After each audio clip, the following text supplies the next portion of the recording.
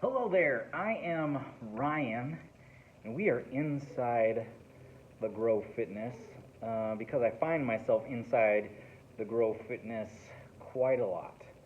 Uh, the baby's in the background, so if he starts to get too unhappy, then this is going to get cut short. So let's try to get to the point quick, and if I'm able to expand on the point, I will, provided he cooperates. Lots of the things that we do have many benefits. And I'm talking particularly in the gym. In a gym setting, lots of the things, hopefully, that you do have lots of benefits. And the program or the reason that you do those things is also not just by accident. Hopefully, there's a plan. Not all gyms that you go to is there a plan. Hopefully there's a plan. One of those mental benefits that we gain from physical exercise is this,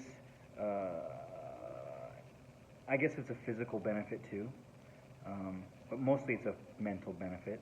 We'll get into that, maybe. Is this idea of resilience, of being resilient, of becoming more resilient, of attaining a higher level of resiliency. And the simplest way to define resilience is that if you are to fall down 7 times, that you get up an 8th time, that you don't quit, that you're able to continue to push forward even when it gets hard or when there's a failure.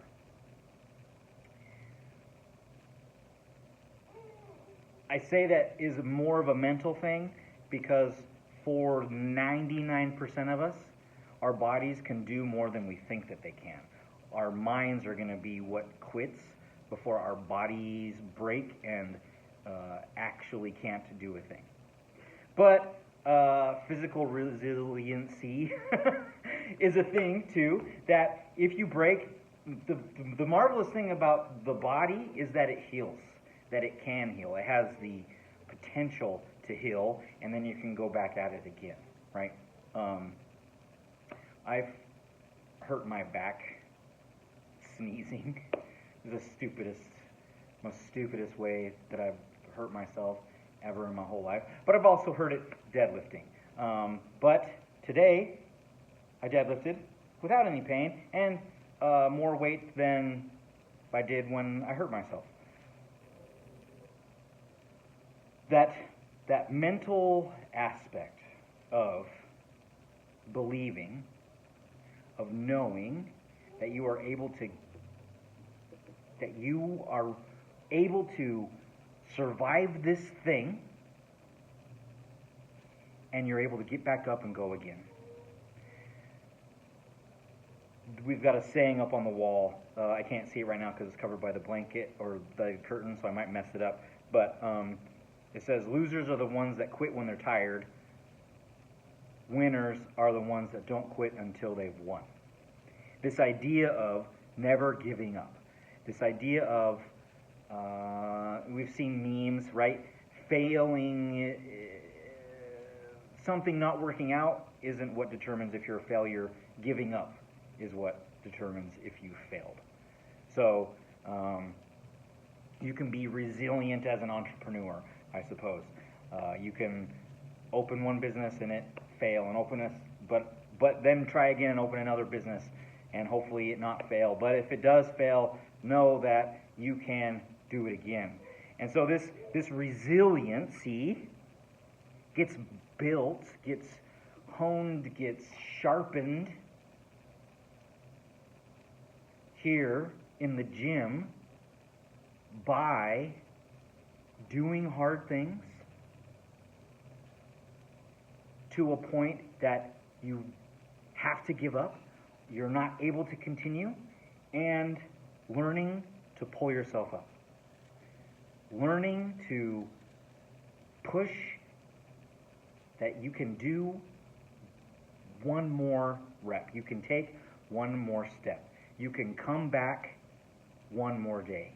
You can have a horrible day in the gym today, but that doesn't mean you never go back to the gym. The next day is another day. You can go back and be successful the next time. Resiliency, that idea, is in every aspect of our lives. And particularly when we're working with the neurodiverse population. All of us are neurodiverse, but specifically those that have a harder time processing emotions and feelings and interactions with other people benefit greatly from gaining this resiliency.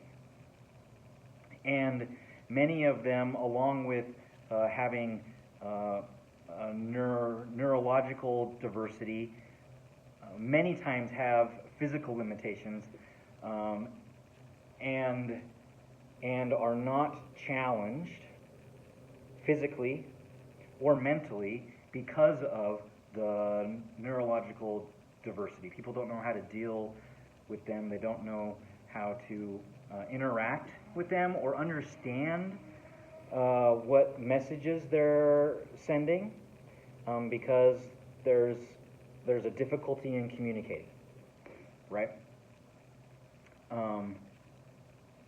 So it becomes, now we're getting into coaching theory, and that's not necessarily the road that we want to get down to. But I am trying to stay focused to this idea of resiliency and what we're doing. So, a main benefit of what we do here in the Grove Fitness at the Grove Academy is we are instilling resiliency. And we do that by challenging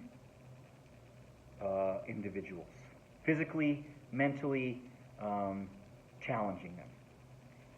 And that challenge needs to be titrated, needs to be the appropriate for each individual. Again, now we're starting to get into coaching theory a little bit. I guess they're intertwined significantly. But this idea of trying something a little bit harder than what you did last time is what's going to be the impetus for growth. And that challenge needs to grow with the growth. The challenge needs to grow with the growth. If something becomes too easy because you've done it, it is no longer a challenge.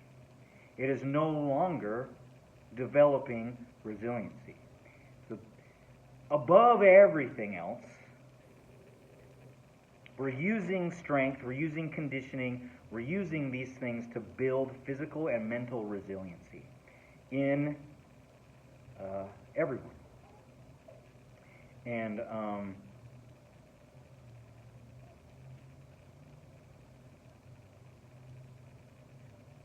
that is probably the most valuable mental gain that we achieve. Knowing that you can do hard things, knowing that you can be unsuccessful today doesn't mean I'm a failure, doesn't mean I can't be successful tomorrow. We're building confidence, we're building resiliency.